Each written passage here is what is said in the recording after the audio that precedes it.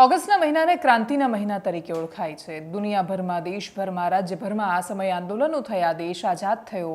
એવા આંદોલનો થયા કે જેણે ક્રાંતિને જન્મ આપ્યો। ઓગસ્ટ 1963નો એ સમય હતો। દેશની પાર્લામેન્ટમાં પહેલીવાર દેશના બંધારણે આપેલા એક અધિકારનો સાંસદો પ્રયોગ કરવાના હતા।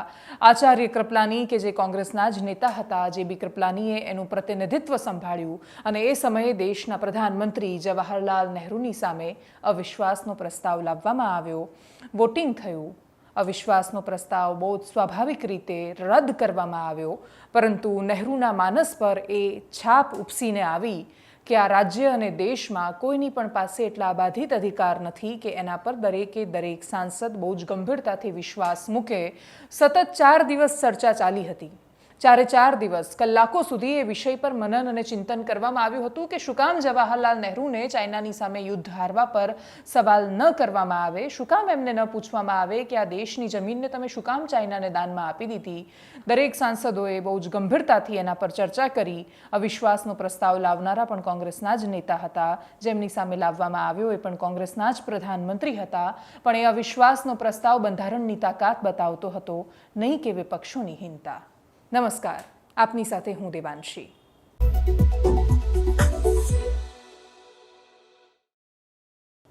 ફરી એકવાર દેશમાં પ્રધાનમંત્રી મોદીની સામે અવિશ્વાસનો પ્રસ્તાવ લાવવામાં આવ્યો છે। પહેલા 2018માં હતો, તેલુગુ દેશમ પાર્ટી એનું પ્રતિનિધિત્વ કરી રહી હતી, હવે સંપૂર્ણ વિપક્ષ એનું પ્રતિનિધિત્વ કરી રહ્યું છે। અવિશ્વાસના પ્રસ્તાવ પર ચર્ચાઓ ચાલી રહી છે। મણિપુરની હિંસા કારણભૂત માનવામાં આવે છે। પરિણામ બધાને પહેલેથી જ ખબર છે કે જેમ નહેરુને હરાવી નહોતા શકાયા અવિશ્વાસ પ્રસ્તાવથી, એમ સંખ્યાબળના આધાર પર નરેન્દ્ર મોદીને અવિશ્વાસ પ્રસ્તાવ નહીં ડગાવી શકે। પરંતુ આટલા વર્ષોમાં, આઝાદીના 75 વર્ષ પછી, લોકશાહીમાં 63થી લઈને 23 સુધીના વર્ષોમાં આપણે અવિશ્વાસ પ્રસ્તાવ અને બંધારણના ઉપયોગના એ તબક્કા પર પહોંચી ગયા છીએ કે જ્યારે પ્રધાનમંત્રીને એમની સામે આવતા અવિશ્વાસના પ્રસ્તાવથી કશો જ ફરક નથી પડતો। ઉપરથી અવિશ્વાસનો પ્રસ્તાવ એ વિપક્ષ અને સત્તા બંને માટે રાજનીતિનું સાધન છે, રાજનીતિનું માધ્યમ છે, કેમ કે આચાર્ય કૃપલાની તો કોંગ્રેસના જ નેતા હતા।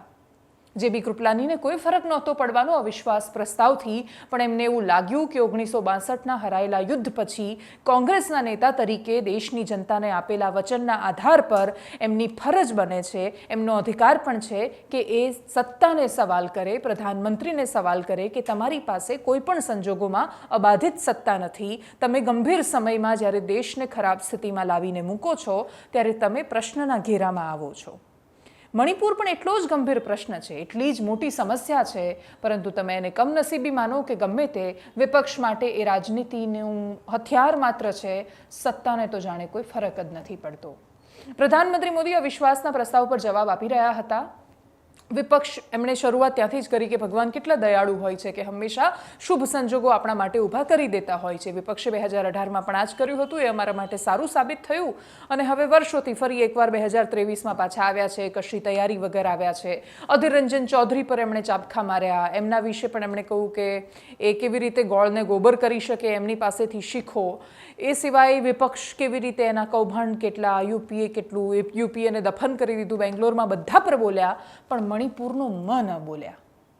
દેશના પ્રધાનમંત્રી પાસેથી મણિપુર પર જવાબની અપેક્ષા હતી। એ અપેક્ષા પર ફરી એકવાર પાણી ફેરવીને આ દેશની સંસદે એ સાબિત કર્યું છે કે રાહુલ ગાંધી માટે ભાષણની શરૂઆતમાં એમની ભારત જોડો યાત્રા કેટલી સરસ રહી, એમણે કેટલું સરસ કર્યું, કોંગ્રેસ કેવું સરસ કરી રહી છે, એમના માટે એનું જ મહત્વ છે, અને પ્રધાનમંત્રી મોદી માટે વિપક્ષ કેટલું ખરાબ છે અને હું કેવી રીતે એમાંથી ટોનિક લઉં છું, આ લોકો મને બધા કેટલી ગાળો આપે છે અને આ દેશમાં મારું શું, એમના માટે એ જ મહત્વનું છે। બંનેમાંથી એક પણ માટે મણિપુર મહત્વનું નથી, અને એટલા જ માટે દેશનું ખૂબ મહત્વનું રાજ્ય, જેનું સામરિક રીતે પણ મહત્વ છે, જે ઇન્ટરનેશનલ બોર્ડર્સને એ રીતે સ્પર્શી રહ્યું છે કે જેના કારણે મ્યાનમારથી લઈ ચીન દરેકની અસર થાય એમ છે, જે આ દેશના આંતરિક ભાગોની સુરક્ષા સામે સવાલ કરે છે, સંપ્રભુતા સામે સવાલ કરે છે, સાર્વભૌમત્વ માટે સવાલ કરે છે, પણ કમનસીબે રાજનીતિ માટે મહત્વનું નથી, કેમ કે ત્યાં એટલી વિશાળ સંખ્યા નથી કે જે દેશની ચૂંટણીના પરિણામો બદલવા માટે સક્ષમ હોય।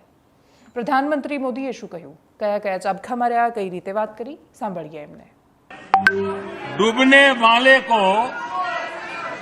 डूबने वाले को तिनके का सहारा ही बहुत, डूबने वाले को तिनके का सहारा ही बहुत, दिल बहल जाए फकत इतना इशारा ही बहुत। इतने पर भी आसमां वाला गिरा दे बिजलियां, इतने पर भी आसमां वाला गिरा दे बिजलियां, कोई बतला दे जरा ये डूबता फिर क्या करे। आदरणीय अध्यक्ष जी, मैं कांग्रेस की मुसीबत समझता हूं। बरसों से एक ही फेल्ड प्रोडक्ट उसको बार बार लॉन्च करते हैं, हर बार लॉन्चिंग फेल हो जाती है और अब उसका नतीजा ये हुआ है मतदाताओं के प्रति उनकी नफरत भी सातवें आसमान पर पहुंच गई है। उनका लॉन्चिंग फेल होता है, नफरत जनता पे करते हैं। लेकिन पीआर वाले प्रचार क्या करते हैं? मोहब्बत की दुकान का प्रचार करते हैं, इकोसिस्टम लग पड़ती है। इसलिए देश की जनता भी कह रही है ये है लूट की दुकान, ये है लूट की दुकान, झूठ का बाजार। ये है लूट की दुकान, झूठ का बाजार। इसमें नफरत है, घोटाले हैं, तुष्टीकरण है, मन काले हैं। परिवारवाद की आग के दशकों से देश हवाले है और तुम्हारी दुकान ने इमरजेंसी बेची है, बंटवारा बेचा है, सिखों पर अत्याचार बेचा है, झूठ कितना सारा बेचा है, इतिहास बेचा है, उरी के सच के प्रमाण बेचा है। शर्म करो नफरत की दुकान वालों, तुमने सेना का स्वाभिमान बेचा है।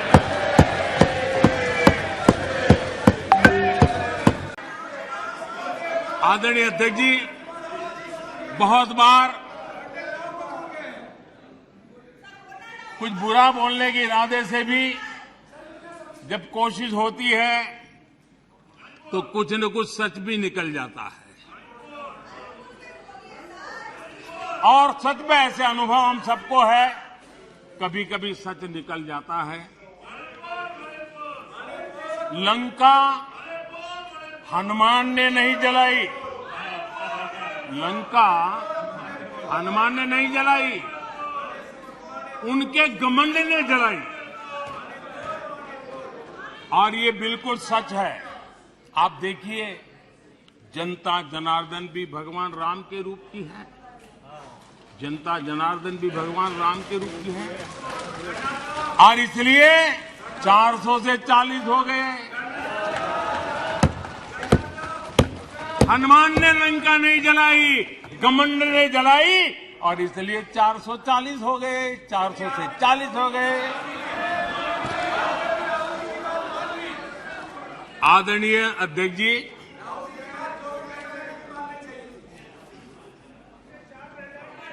सच्चाई तो ये है,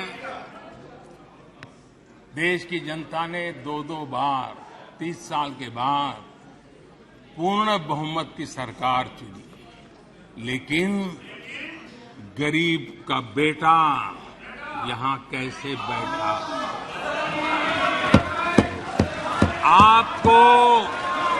आपको जो हक था, आप अपनी पारिवारिक पीढ़ी मानते थे, वो यहां कैसे बैठ गया? ये चुभन अभी भी आपको परेशान कर रही है, आपको सोने नहीं देती है और देश की जनता भी आपको सोने नहीं देगी, 2024 में भी सोने नहीं देगी। आदरणीय अध्यक्ष जी, कभी इनके जन्मदिन पर हवाई जहाज में केक काटे जाते थे, कभी इनके जन्मदिन पर हवाई जहाज में केक काटे जाते थे। आज उस हवाई जहाज में गरीब के लिए वैक्सीन जाता है। फर्क है।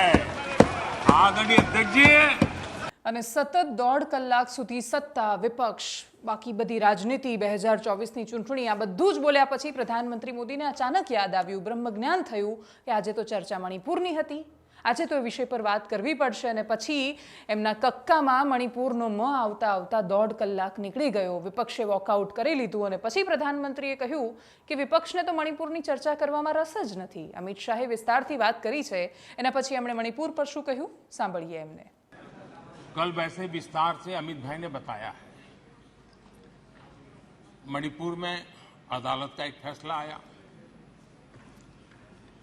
अब अदालतों में क्या हो रहा है वो हम जानते हैं। अब उसके पक्ष विपक्ष में जो परिस्थितियां बनी, हिंसा का दौर शुरू हो गया और उसमें बहुत परिवारों को मुश्किल हुई। अनेकों ने अपने स्वजन भी खोए। महिलाओं के साथ गंभीर अपराध हुआ और ये अपराध अक्षम्य है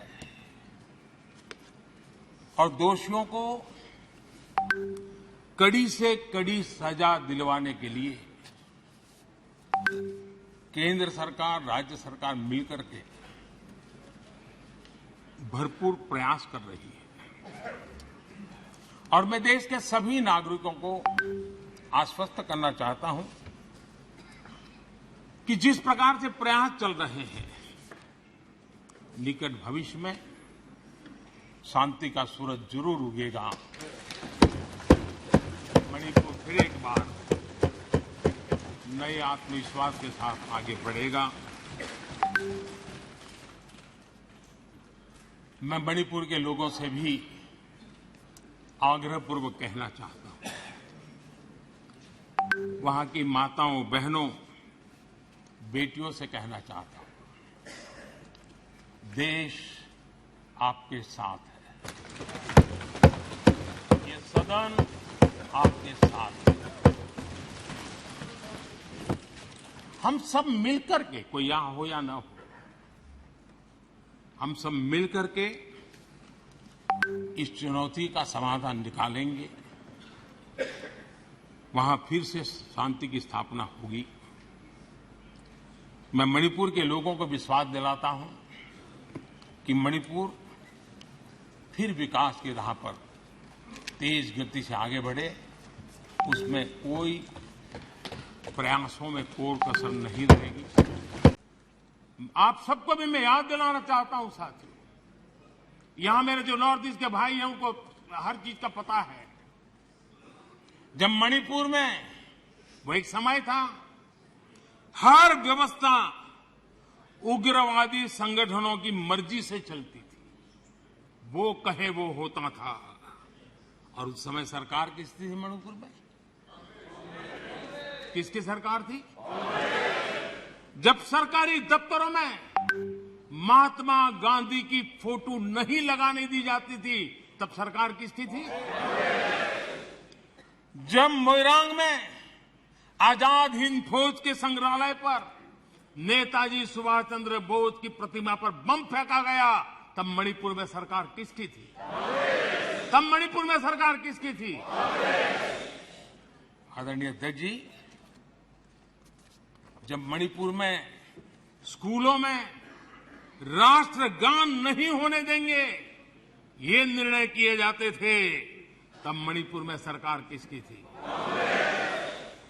जब एक अभियान चला था, अभियान चला करके लाइब्रेरी में रखी गई किताबों को जलाने का, ये देश का अमूल्य ज्ञान की विरासत को जलाते समय सरकार किसकी थी?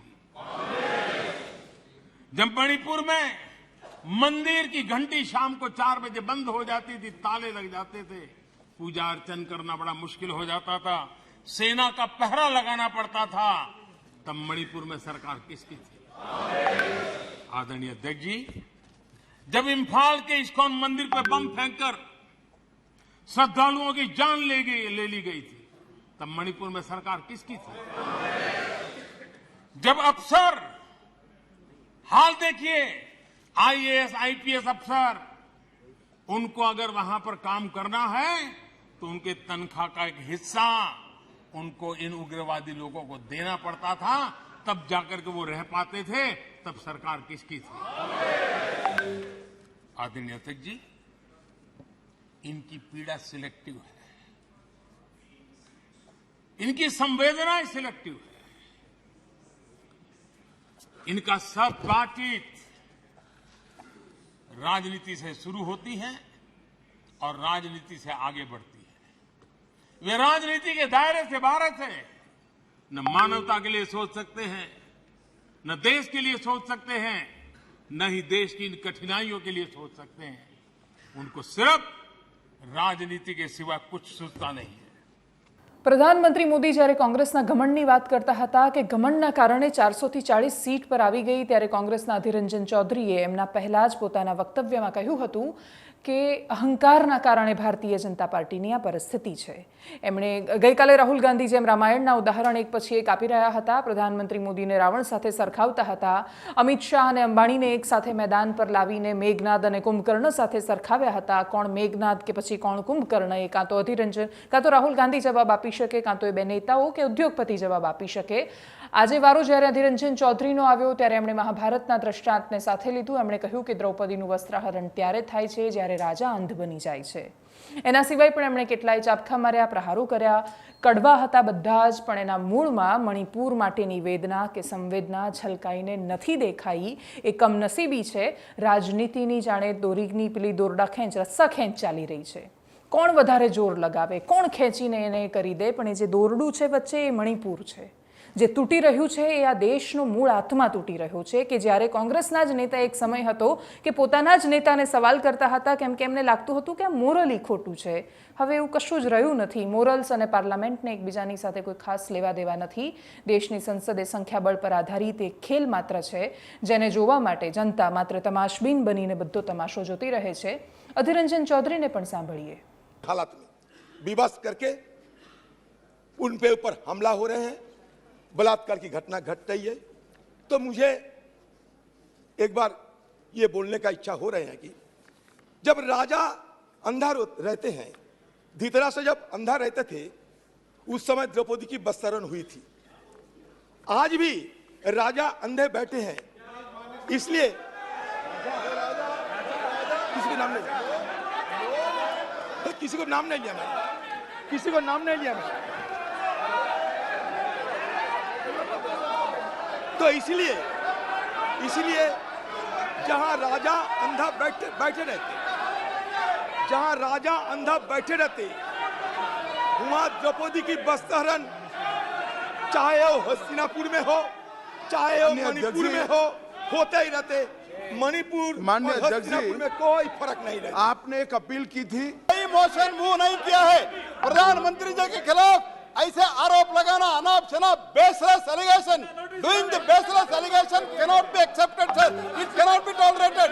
ही शुड, आप रूलिंग देना चाहिए, हमारा निवेदन है, और उनको माफी मांगना चाहिए, और जो कुछ भी बोला है वो एक्सपंज करना चाहिए सर, होना चाहिए। વાત હવે કલાવતી નામની એક એવી સ્ત્રીની કરીએ કે જે કાલે દેશની સંસદમાં ખૂબ ચર્ચામાં રહી। એક એવી સ્ત્રી કે જે મહારાષ્ટ્રના યવતમલમાં આવે છે। એમણે તો ક્યારેય વિચાર્યું પણ નહીં હોય કે દેશની સંસદમાં એમના નામ પર આટલી બધી ચર્ચા થશે। અમિત શાહ ઊભા થયા, એમણે બોલવાનું શરૂ કર્યું। એમણે કહ્યું કે શું થયું એ કલાવતીનું જેના પર રાહુલ ગાંધી આટલી બધી સંવેદના વ્યક્ત કરતા હતા। એ તો આવ્યા ગયા, મળ્યા અને નીકળી ગયા, પણ એને મદદ અમે પહોંચાડી છે, અને ઘર અમે પહોંચાડ્યું, રાશન અમે પહોંચાડ્યું, ગેસ અમે પહોંચાડ્યો વગેરે વગેરે।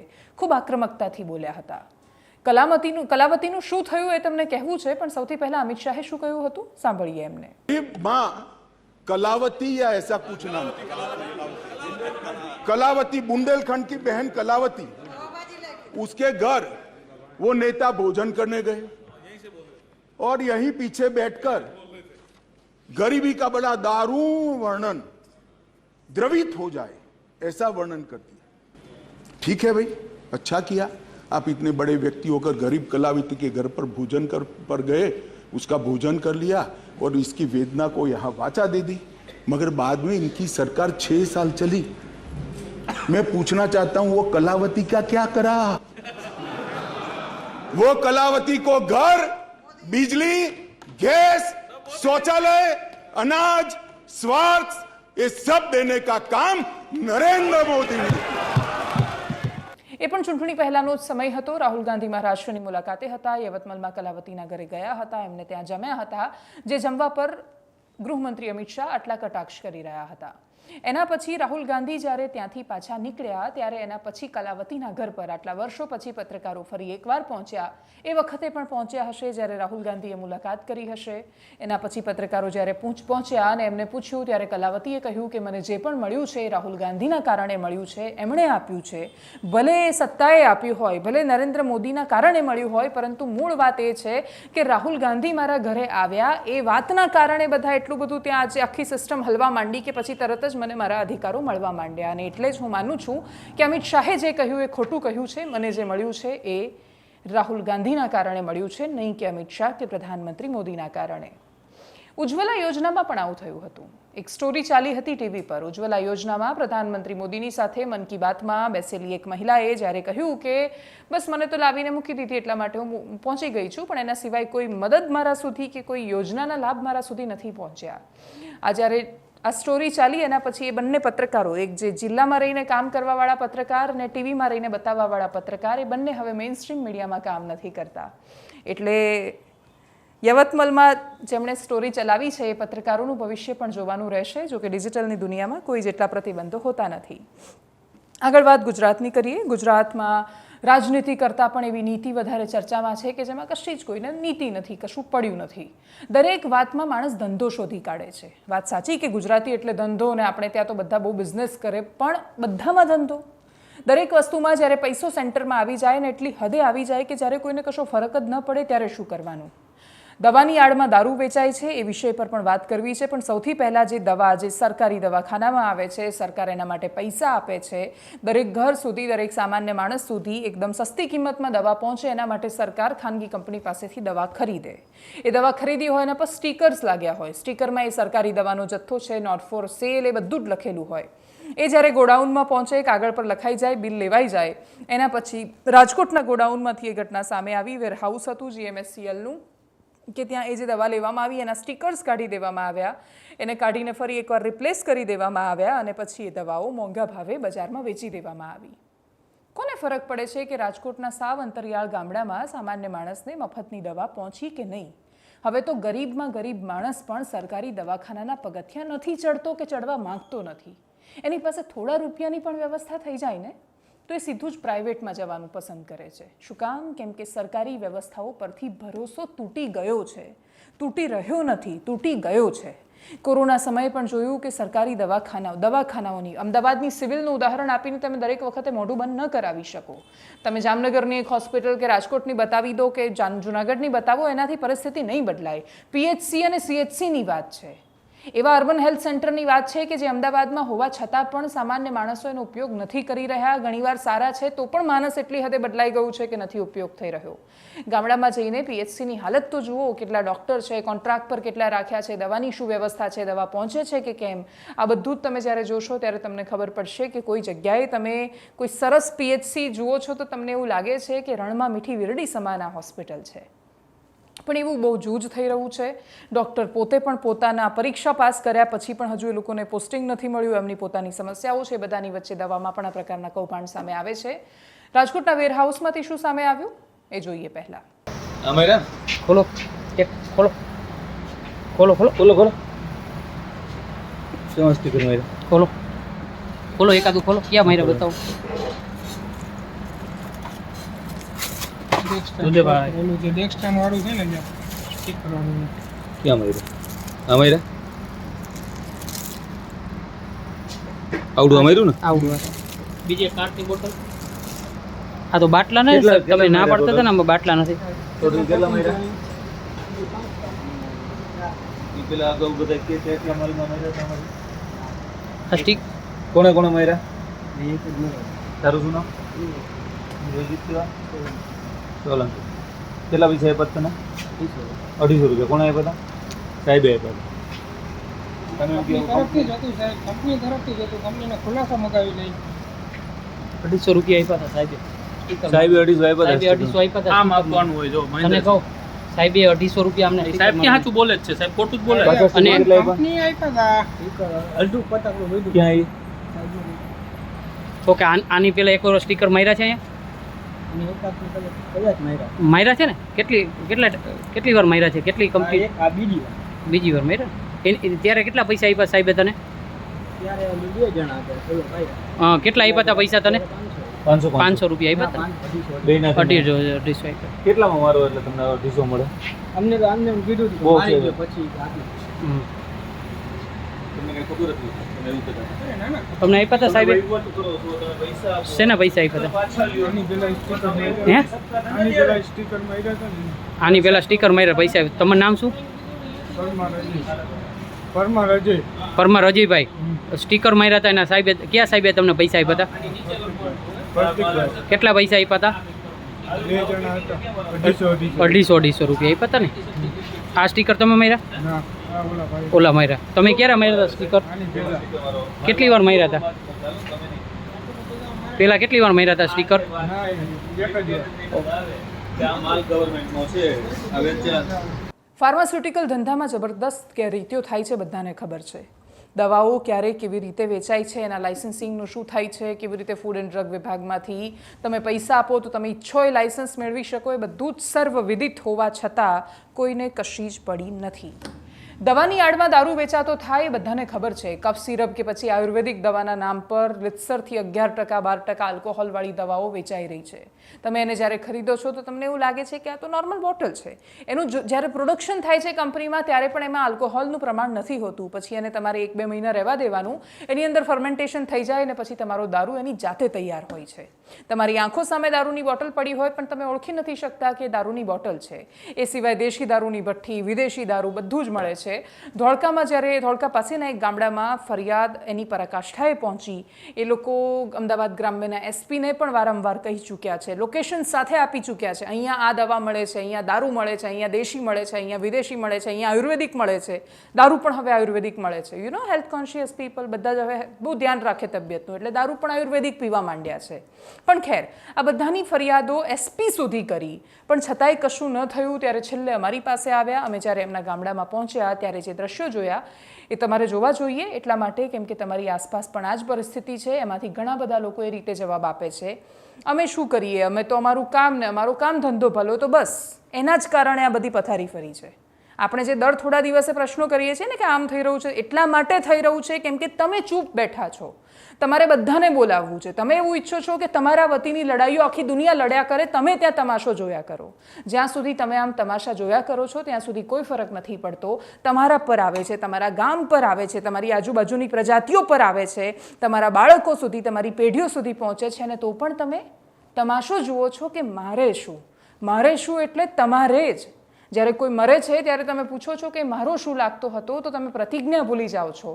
પ્રતિજ્ઞાપત્રમાં તમે બોલ્યા હતા કે ભારત મારો દેશ છે બધા ભારતીય મારા ભાઈ બહેન છે તો એ ભાઈને બહેન લાગે છે તમારા એ સંબંધીઓ છે તમારા આ દેશમાં રહે છે એ સંબંધ છે તમારો એની સાથે અને તમે છતાં પણ એના પર બોલવાનું ચૂકી જાઓ છો અને એટલે જ આવી કમનસીબ ઘટનાઓ સતત સામે આવતી રહે છે આ દવા કેવી રીતે બને છે દવાનો દારૂ કેવી રીતે બને છે દારૂ ક્યાં ક્યાં મળે છે લોકો કેટલા લાપરવાહ છે મહિલાઓ કેટલી પ્રતાડિત છે ધોળકાના ગામનો અહેવાલ જોઈએ દેશી દારૂ તથા ઇંગ્લિશ દારૂ પણ અમારા ગામડાઓમાં મળે છે બેફામ કેટલી વિધવા બહેનો બની છે જુવાન એટલે જાણીજન ગામમાં વેચાય છે ગામમાં નહીં ગમે ત્યાં બધા એવા જ છે એટલે શું કરવાનું બધા પીવા વાળા જ હોય ત્યારે અને પોલીસો એમ કે અમને બતાવો ક્યાં ગાર છે અમે બતાવો જે પીવા વાળાને ચાલો ને 2 ડંડા મારો ને ક્યાં પીધું છે તો લઈ જાય અલગ અલગ વાર પોલીસમાં બધે રજૂઆત કરી છે પરંતુ કેડિલા જે કંપની છે ડીઆર છે વિન્ડ્રોપ છે એ કંપની જે જથ્થો આપે છે ત્યારે આ વસ્તુ મળે છે ને એ જથ્થો જ ના આપે તો ક્યાંથી આ મળવાની એના માટે કંઈ કર્યું ખરી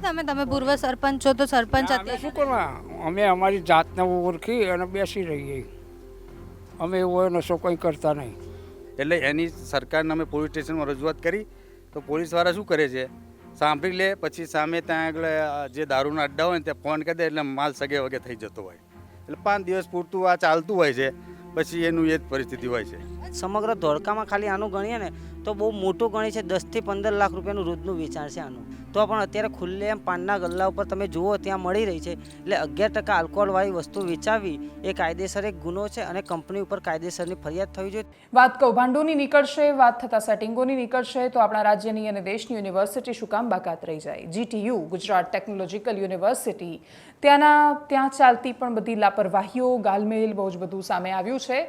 આ વખતે સામે લાવનાર યુવરાજસિંહ જાડેજા છે, જેલમાંથી બહાર આવ્યા છે અને એક પછી એક ધીરે ધીરે કશુંક કરવાની એમની ઈચ્છા કે જે પણ હોય પણ કશુંક સામે આવી રહ્યું છે. GTU વિશે એમણે શું કહ્યું સાંભળીએ એમને. નમસ્કાર, જય હિન્દ, જય ભારત. હું યુવરાજસિંહ જાડેજા આજરોજ એક એવા ભ્રષ્ટાચારને ઉજાગર કરવા જઈ રહ્યો છું જે ગુજરાતની સૌથી મોટી ટેકનોલોજીકલ યુનિવર્સિટીમાં ખદખદી રહ્યો છે. છેલ્લા ઘણા સમયથી GTU જે છે એ વિવાદોનું કેન્દ્ર રહ્યું છે અને એક કૌભાંડીનો અખાડો બની ચૂક્યો હોય એવી એક પરિસ્થિતિનું નિર્માણ થયું છે. આજથી થોડા દિવસ પહેલા અમને એક GTUમાં જે પરીક્ષા નિયામક છે એમાં એને લાખો રૂપિયાની ઉચાપત કરી હોય તેની પ્રાથમિક માહિતી અમારા સુધી પહોંચી અને આ જ બાબતની જાણ આજથી 3 દિવસ પહેલા અમે ગુજરાતના માનનીય મુખ્યમંત્રી આદરણીય ભૂપેન્દ્રભાઈ પટેલને આની લેખિત રજૂઆત કરી ચૂક્યા છીએ. તેની સાથે સાથે અમે શિક્ષણ વિભાગ અને શિક્ષણ મંત્રીને પણ આની લેખિતમાં રજૂઆત કરી છે અને સંલગ્ન યુનિવર્સિટી GTUને પણ અમે આ બાબતની રજૂઆત કરી છે.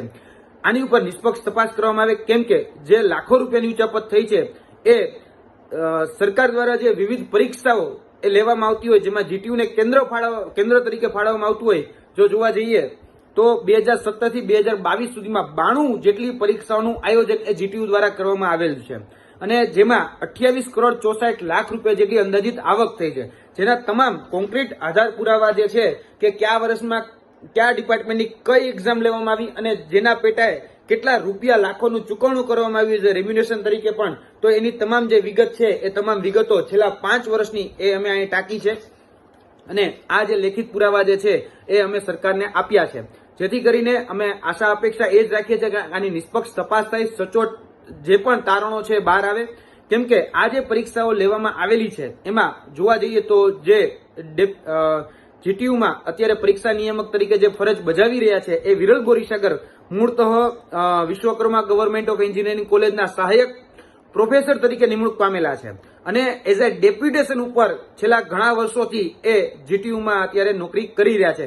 એઝ અ સરકારી નોકરિયાત છે અને એઝ અ સરકારી નોકરિયાત હોવાને કારણે સરકારના જે પણ GRO હોય, ઠરાવ હોય, પરિપત્રો હોય એનું પાલન કરવાનું રહેતું હોય છે. તો એક ઠરાવ અમે એમાં એ પણ ટાંક્યો છે કે ઠરાવ નંબર એટલે કે GR નંબર TEM 102005-833/S આ જે ઠરાવ છે એમાં પરિશિષ્ટ 2માં સીધો ઉલ્લેખ કરવામાં આવ્યો છે કે કોઈ પણ સરકારી કર્મચારી ઇન્ટરનલ રેવન્યુ જનરેશન થકી મેળવેલ કન્સલ્ટન્સી કે અન્ય કોઈ પણ પ્રકારની રકમ તેની કુલ બેઝિક આવકના 20%થી વધારે લઈ શકે નહીં. અને અમારી પાસે જે માહિતી હતી કે ભાઈ આમાં જે રેમ્યુનેશન તરીકે જે પૈસા એટલે કે મહેનતાણું તરીકે જે પૈસા આપવામાં આવતા હોય તેમાં લાખો રૂપિયાની ઉચાપત એ પરીક્ષા નિયામક દ્વારા થઈ છે. તો આની તપાસ એ થવી ખૂબ જરૂરી છે, કેમ કે આ જે પૈસા જે છે એ સામાન્ય રીતે વિદ્યાર્થીઓ અથવા તો વિદ્યાર્થીઓના માતા પિતા જે છે એ જે પરીક્ષા ફી તરીકે ભરતા હોય છે, એટલે લાખો જે મહેનતુ વિદ્યાર્થીઓ છે એ મહેનતુ વિદ્યાર્થીઓ પરીક્ષા ફી તરીકે આ પૈસા જે છે એ જે તે એક્ઝામિનેશન બોડી જે હોય છે, એક્ઝામિનેશન જે કન્ડક્ટ કરનાર જે સંસ્થા હોય છે તેને સોંપતા હોય છે. એટલે અમારી રિક્વેસ્ટ, અમારી વિનંતી એ જ છે કે સરકાર આની યોગ્ય તપાસ કરે અને જે પણ ચૂકવણું કરવામાં આવ્યું છે જેમાં જે ગાલમેલ થઈ હોય એ સામે લાવે અને એ જે પૈસા છે એ સરકારી તિજોરીમાં જમા કરવામાં આવે અથવા તો જે તે ઉમેદવારો છે એ ઉમેદવારોને આ પૈસા પરત કરવામાં આવે. અને છેલ્લા ઘણા સમયથી આ જે GTU જે છે એ વિવાદોનું કેન્દ્ર રહ્યું છે. એક બીજી પણ જે બાબતો સામે આવી કે ભાઈ GTU પાસે ઓલરેડી 35 જેટલા સહાયક પ્રોફેસરો તો છે જ, તો શા માટે એક બીજી કોલેજના પ્રોફેસરને હાયર કરવામાં આવે, એને ડેપ્યુટેશન ઉપર રાખવામાં આવે, 5 થી 6 વર્ષ જેટલો સમયગાળો એ કઈ GTUની જે અલગ અલગ બ્રાન્ચો હોય એમાં એ ફરજ નિભાવે અને છેલ્લા 2-3 વર્ષથી તો એ કહી શકાય કે પરીક્ષા નિયામક તરીકે કાર્ય કરી રહ્યા હતા. તો આ કોની રહેમરા નીચે ડેપ્યુટેશન ઉપર રાખવામાં આવ્યા એ પણ એક તપાસનો વિષય છે. અને જે મૂળ એ કોલેજના પ્રોફેસર તરીકે નિમણૂક પામેલા તો એ વિદ્યાર્થીઓનું ભણવા ગણવાનું એ કઈ રીતે ચાલતું હશે એ પણ એક તપાસનો વિષય છે. જે જવાબદારી અથવા તો જે ફરજ એને જે સોંપવામાં આવી હતી જેમાં અમને લાગી રહ્યું છે કે એમાં ધાંધલી થઈ છે. તો આની પણ યોગ્ય તપાસ થવી જોઈએ. કેમ કે જે બાબત જે સામે આવી કે ભાઈ ઓલરેડી 35 જેટલા સહાયક પ્રોફેસરો તો છે જ જીટીયુ પાસે, અને એવા પણ અમે પ્રોફેસરો જોયા છે કે જે ફાર્મસી કોલેજના જે ભૂતકાળના જે પ્રોફેસરો હતા એ ગુજરાત યુનિવર્સિટી એટલે કે જીયુની જે પરીક્ષા લેવાતી હોય એમાં એની પાસે એનો બહોળો અનુભવ હતો અને એને સફળ રીતે તમામ પરીક્ષાનું આયોજન પણ કરેલું. એવા વ્યક્તિઓને નિમણૂક આપવામાં નથી આવતી, પણ બહારના વ્યક્તિને હાયર કરી અને એને આ પદ સોંપવામાં આવે છે.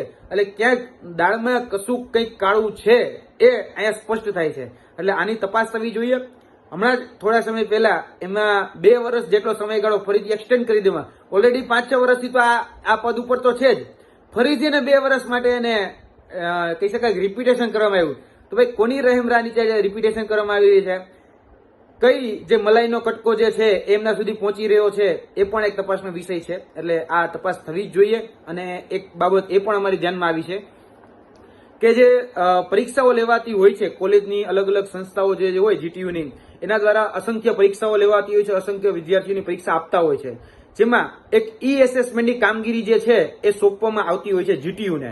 તો એમાં જે કોન્ટ્રાક્ટ જે એજન્સીને સોંપવામાં આવ્યો હતો એ એજન્સીનું નામ છે MS કોએમ એજ્યુકેશન ટેકનોલોજીકલ પ્રાઇવેટ લિમિટેડ, એટલે કે MS કોએમ એજ્યુકેશન ટેક પ્રાઇવેટ લિમિટેડ. આ જે સંસ્થા છે એ સંસ્થાને થોડા સમય પહેલા ગુપ્તતા અને ગોપનીયતાનું પાલન ન કરતી હોવાથી એ એજન્સીને વિન્ટર 2022ની જે પરીક્ષા જે વર્ક ઓર્ડર હતો એ રદ કરી નાખવામાં આવ્યો, અને જે સમર 2022ની જે પરીક્ષા હતી એની એસેસમેન્ટની કામગીરી એને સોંપવામાં આવી હતી. તો એના પેનલ્ટીના ભાગરૂપે 7.5% જેટલી રૂપે રકમ ચૂકવવી પડી, અને આ એજન્સીને બ્લેક લિસ્ટ કરી નાખવામાં આવી. થોડા સમય પહેલા આપણે બ્લેકલિસ્ટ શબ્દ સાંભળ્યો હતો કે ભાઈ સૂર્યા ઓફસેટ જે પરીક્ષાના પેપર કહી શકાય જેને છપાવવામાં આવતા હતા એને પણ બ્લેકલિસ્ટ કરી નાખવામાં આવી. એ જ પ્રકારમાં આ જે સંસ્થા છે એને બ્લેકલિસ્ટ કરી નાખવામાં આવી હતી. અને ફરીથી થોડા જ સમય પહેલા આ જ સંસ્થાને એ ફરીથી એને કહી શકાય કે ઈ એસેસમેન્ટની જવાબદારી સોંપવામાં આવેલી છે. તો તપાસ એ પણ થવી જોઈએ. સરકારશ્રીને નમ્ર વિનંતી છે કે આ સંસ્થા કોની છે, કોની રહેમરા નીચે આ સંસ્થા ચાલી રહી છે, અને એક બ્લેકલિસ્ટ થયેલી સંસ્થાને શા માટે આ રીતે કોન્ટ્રાક્ટ રિન્યુ કરીને આપવામાં આવે છે.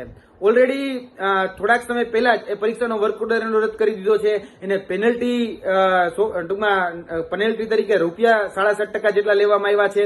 તો આ બધી જ બાબતો સામે છે, અને એ વસ્તુ સાબિત પણ થઈ હોય કે ભાઈ એને ગોપનીયતા જાળવી નથી, એટલે કે ગુપ્તતા જે જાળવવી જોઈએ જળવાઈ નથી. તો શા માટે આવી જે ખરેખર વિવાદો સાથે સંકળાયેલી એજન્સી છે એને કોન્ટ્રાક્ટ રિન્યુ કરી નાખવામાં આવે છે? શા માટે એઝ એ ડેપ્યુટેશન ઉપર આવા વ્યક્તિઓને રાખવામાં આવે છે? શા માટે એવા ડેપ્યુટેશન ઉપર રહેનારા વ્યક્તિઓને રિપીટેશન કરવામાં આવે છે? એટલે આ બધી જ તપાસની વિષય છે. શું સરકાર પાસે એવી કોઈ એજન્સી જ નથી કે જે આ એસેસમેન્ટ કરી શકે? અરે ભારતમાં એવી હજારો એજન્સીઓ છે, તો આ એક જ એજન્સીને શા માટે ભાઈ રિપીટ કરવામાં આવી? એટલે આ પરીક્ષા નિયામક પણ તપાસનો વિષય છે, આ એજન્સી પણ તપાસનો વિષય છે. અમે ફરીથી સરકાર પાસે અપેક્ષા રાખીએ છીએ કે આની એક યોગ્ય અને નિષ્પક્ષ તપાસ થાય. આમાં જે પણ સત્ય અને જે પણ તથ્ય છે એનું દૂધનું દૂધ અને પાણીનું પાણી એ સામે આવવું જોઈએ જાહેર જનતા સામે. અને આમાં એક એસઆઈટીની માંગણી પણ અમે કરી છે, જેથી કરીને એક તટસ્થ તપાસ થાય અને જે વ્યક્તિ અત્યારે એ ડેપ્યુટેશન ઉપર એ પદ ઉપર છે એને એ પદ ઉપર કહેવાય કે બરતરફ કરી અને પછી એની તપાસ કરવી જોઈએ, જેથી કરીને એમાં કોઈ પણ આધાર પુરાવા સાથે ચેડા ન થાય. અને મોટાભાગના જે આધાર પુરાવા છે એ આધાર પુરાવા અમે સરકારને આપ્યા છે. જે પણ સરકારી પરિપત્રો છે એ પરિપત્રો પણ અમે સરકારને આપ્યા છે, અને એ પરિપત્રોમાં જે જોગવાઈઓ જે છે કે ભાઈ 20% કરતા વધારે જે સરકારી કર્મચારીઓ રેમ્યુનેશન ન લઈ શકે તો તેની પણ બાબતનો ઉલ્લેખ કરતા અમે તમામ જે કોન્ક્રીટ એવિડન્સો હોય એ અમે મૂકેલા છે. તો આની તપાસ થવી જરૂરી છે, અને આ તપાસમાં અમારો પણ સાથ સહકાર અને સહયોગ રહેશે. આશા રાખીએ કે આની તપાસ થાય. અને છેલ્લી વાત આપણી ગુજરાત પોલીસની કરી લઈએ. એટલી મહાન પોલીસ કે અમદાવાદ ગ્રામ્યના વિસ્તારોમાં દારૂ છોકરાઓ સામે લઈ જઈને બતાવે કે જુઓ અહીંયા વેચાય છે, તો પણ પોલીસ કે ક્યાં છે, મને દેખાતું જ નથી. ચારે બાજુ દારૂના ભઠ્ઠા ચાલતા હોય પણ પોલીસને ક્યારેય ન દેખાય. દર થોડા દિવસે હત્યા, બળાત્કાર, ટ્રાફિક વાયોલેશન, એટલી બધી ઘટનાઓ વધતી જાય, પોલીસને ન દેખાય.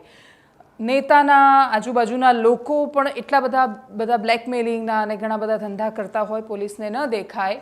પણ એક ટેટ અને ટાટ પાસ કરેલો છોકરો કે જેને એવું લાગે છે કે એણે જ્ઞાન સહાયક ન બનવું જોઈએ કેમ કે આટલી પરીક્ષાઓ પાસ કર્યા પછી એણે કોન્ટ્રાક્ટ પર નોકરી કરવા માટે આ પ્રક્રિયા નહોતી કરી, તો એવું વિચારે છે કે મારે હવે કોઈકને રેસ્ક્યુ માટે બોલાવવા જોઈએ, કોઈક હોવું જોઈએ કે જે મારી મજધારમાં મદદ કરે. કોણ મદદ કરે? તો એને અચાનક યાદ આવે કે એક નેતા હતા જે આ રાજ્યના મુખ્યમંત્રી હતા અને જ્યારે પ્રધાનમંત્રી બન્યા ત્યારે જતાં જતાં કહેતા ગયા હતા કે તમને જ્યારે જરૂર પડે ત્યારે મને યાદ કરજો, મને એક પત્ર જો હું તમારી વાત સાંભળીશ. છોકરાઓએ વિચાર્યું કે આપણે હવે છેલ્લો સહારો છે એમની મદદ લઈએ, પ્રધાનમંત્રીને પત્ર લખીએ. પત્ર લખવા માટે પોસ્ટ ઓફિસમાં જમા કરાવવા જાય છે અને ગુજરાત પોલીસને અચાનક જ એમનો ધર્મ યાદ આવે છે. સેવા, શાંતિ, સુરક્ષાની સરસ મજાની વાતો યાદ આવે છે. ગુજરાત પોલીસ દેવદૂત બનીને હાજર થઈ જાય છે. સરકારની સુરક્ષા માટે વાળ વાંકો ન થવો જોઈએ ગુજરાત રાજ્યની સિસ્ટમમાં બેઠેલા અધિકારીઓની ભ્રષ્ટાચાર કરવાની રીતિનો, કેમ કે એમનો વાળ વાંકો થશે તો અસર તો ગુજરાત પોલીસ સુધી પણ પહોંચવાની છે. અને એટલા જ માટે મંત્રીઓની સુરક્ષા માટે હંમેશા તૈનાત ગુજરાત પોલીસના જે કોન્સ્ટેબલ્સ છે, બાકીના જવાનો છે, એ દેવદૂત બનીને આવે છે. પોસ્ટ ઓફિસની બહાર આમ ફટાક લઈને હાજર થઈ જાય છે. ટેટ ટાટ પાસ જ્ઞાન સહાયક બનવા માટે ન તત્પર વિદ્યા સહાયક બનવાની ઈચ્છાવાળા છોકરાઓને ઉઠાવીને પોલીસ સ્ટેશનમાં લઈ જાય છે. વાહ ગુજરાત પોલીસ, તમારી નૈતિકતા, તમારી જબરદસ્ત કાર્યશૈલી, તમારી ત્વરિત કામ કરવાની ઈચ્છા, એને તો 100 સલામ કરવી પડે. અદ્ભુત કામ કરી રહ્યા છો તમે. શું કહ્યું એ વિદ્યાર્થીઓએ જેમને પકડીને બસમાં બેસાડી દેવામાં આવ્યા હતા પોલીસની? સાંભળીએ એમને. નાન સાહેબ રદ કરો, કાયમી ભરતી શરૂ કરો, નાન સાહેબ રદ કરો, કાયમી ભરતી શરૂ કરો, નાન સાહેબ રદ કરો, કાયમી ભરતી શરૂ કરો, ભ્રષ્ટાચાર બંધ કરો, તાનાશાહી બંધ કરો, અત્યાચાર બંધ કરો, ગુલામી પ્રથા બંધ કરો. અમે બધા જ ટેટ ટાટની એક્ઝામ માટે અને જ્ઞાન સહાયકના વિરોધ માટે ગાંધીનગર મુખ્યમંત્રીશ્રીની શુભેચ્છા મુલાકાત માટે જે આઝાદીનો અમૃત મહોત્સવ ચાલે છે એ નિમિત્તે અમે અમારા ઘરેથી માટી પહોંચાડવા માટે થઈ અને મુખ્યમંત્રી શુભેચ્છા મુલાકાત સાથે અમે એમને મળવા માંગતા હતા, અમારી રજૂઆત કરવા માંગતા. અમારું કોઈ આંદોલન નહોતું, અમારો કોઈ ધરણા નહોતો અને અમે આદરણીય વડાપ્રધાનશ્રીને અમારી રજૂઆત માટે પોસ્ટથી આરપીડી કરવા માંગતા હતા. પોસ્ટ ઓફિસ અમે લેટર પેક કરતા હતા, ત્યાં પોલીસવાળા આવી અને અમને કયો ગુનો છે, શું છે, શું વાંધો છે, કાંઈ જણાવ્યા વગર અમને એમ કીધું તમે ગાડીમાં બેસો પછી પોસ્ટ કરજો. ગાડીમાં બેસાડી અમને કીધું કે હવે તમારે કાંઈ નથી કરવાનું. અમને પોલીસ સ્ટેશન લેવામાં આવ્યા, અમને અમારી રજૂઆત કરવા દેવામાં આવતી નથી. અમે કોઈ ધરણો નથી કર્યો, કોઈ રેલી નથી કરી, કોઈ આંદોલન નથી. પોલીસ વાળા તમારા ઉપર અત્યાચાર કરે છે? હા, બળજબરીથી અમને બેસાડવામાં આવ્યા, ધમકાવીને અમને બેસાડી દેવામાં આવે છે. મોબાઈલ લઈ લીધો એવું કંઈ કર્યું છે? અમુકના મોબાઈલ લઈ લેવામાં આવ્યા હતા. કયા ગુનામાં અમને ડિટેઇન કર્યા એ તો બતાવો. અમે તો આતંકવાદી છીએ. આંદોલન તો કર્યું નથી, હજી તો રજૂઆત કરવા જાય છે. તમને રજૂઆત પણ ના કરવા દીધી પોલીસ વાળાએ? રજૂઆત ના કરતી, અમને પોસ્ટ ઓફિસમાંથી પોસ્ટ કરતા હતા ત્યાંથી ઉપાડી લેવામાં આવ્યા. અમને લેટર પોસ્ટ કરવાનો હક નથી. પોલીસ વાળાએ તમારી સાથે મિસબિહેવ કરેલું? હા, 100%. અમને ગુસ્સો દેખાડેલો, અમને કીધું અમારે ઘરના બાળકો તમે મારીએ. હવે આ મારવાની પણ વાત કરી અમને. આ તો ખરેખર અત્યાચાર કહેવાય, ચોખ્ખો જ અત્યાચાર. જ્યારે LRD ની ભરતી થઈ ત્યારે આંદોલન થયું, શિક્ષણ સંઘ આંદોલન કરે છે, જ્યારે વિશાળ આંદોલનો કરે છે એને બધા સાંભળે છે. જે પગાર માટે લડવા માંગે એને માંગે છે. અમે તો અમારી રજૂઆત કરવા માંગીએ છીએ, એ રજૂઆત કોઈ સાંભળવા નથી માંગતું. ડર બહુ કિંમતી વસ્તુ છે. એકવાર તૂટી જાય તો પછી પાછો તમે બેસાડી નથી શકતા. પોલીસનો ડર પણ કંઈક આવી જ પ્રકારની વસ્તુ છે. આંદોલન કરવા માટે નીકળેલા છોકરાઓના મગજમાં જ્યારે તમે પોલીસમાં પકડાઈ જવાનું, આંદોલન કરવાથી તમને બસમાં બેસાડી દેશે, પોલીસ સ્ટેશનમાં લઈ લેશે, આ પ્રકારનો ડર જો તમે એકવાર ભાંગી નાખશો તો પછી એ આંદોલન કરતા નથી ડરવાના. અને એટલા જ માટે પોલીસને લાગે છે કે એ ડરાવી રહ્યા છે, સરકારને લાગે છે કે યુવાનોને ડરાવી રહ્યા છે, ધમકાવી રહ્યા છે, પણ આંદોલનને રોકાવી રહ્યા છે. એમને નથી ખબર કે ગુજરાતના યુવાનનો ડર ભાંગી રહ્યા છે. આ ડર ક્યારનો ભાંગી જવો જોઈતો હતો. પોલીસ સ્ટેશનમાં એક રાત વિતાવવાથી કશું જ નથી જતું રહેતું તમારી જીવનમાંથી, જો તમારી સામે તમને એવું લાગતું હોય કે બાકી ઘણું બધું છે કે જે હાથમાંથી જઈ રહ્યું છે. અને એટલા જ માટે અભિનંદન ગુજરાત પોલીસને અને ગુજરાતની સરકારને. ગુજરાતના હજારો યુવાનોનો એક પછી એક કરીને ડર ભાંગવા માટે આ ક્યારનું થઈ જવું જોઈતું હતું. એનાલિસિસમાં અત્યારે બસ આટલું. જો આપ અમને યુટ્યુબ પર જોઈ રહ્યા છો તો સબસ્ક્રાઇબ કરો, ફેસબુક પર જોઈ રહ્યા છો તો ફોલો કરો, અમારા વિડીયોને શેર કરો. નમસ્કાર.